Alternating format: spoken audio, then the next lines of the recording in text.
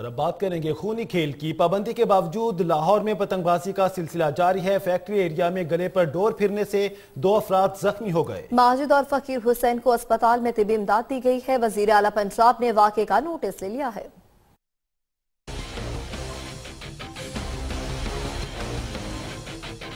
Police के दावे धरे के धरे रह गए। पाबंदी के बावजूद लाहौर में पतंगबाजी का सिलसिला जारी। फैक्ट्री एरिया में कातिल डोर ने 2 शहरियों को जख्मी कर दिया। 35 साला माजिद और फकीर हुसैन गले में डोर फिरने से जख्मी हो गए, जिन्हें तिब्बी इमदाद के लिए अस्पताल मुंतकिल कर दिया गया।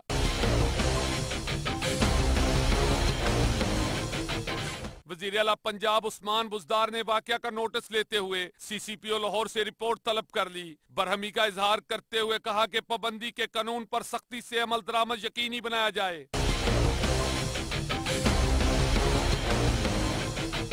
वज़ीर आला पंजाब की हदायत पर कार्रवाई करते हुए DIG ऑपरेशन लाहौर वकास नजीर ने मुख्तलिफ इलाकों से पतंगबाजों को गिरफ्तार कर लिया, जिनसे भारी मिकदार में पतंगे और डोरें चरखियां बरामद कर ली गईं। पतंगबाजी एक खतरनाक और खूनी खेल है। शहरियों को चाहिए कि अपने बच्चों को पतंगबाजी बारे बताएं और समझाएं, ताकि रोड पर चलने वाले शहरियों की जिंदगियां इस खूनी डोर से बच सकें। कैमरामैन अदनान राजपूत के साथ मलिक मुश्ताक, 7 न्यूज़।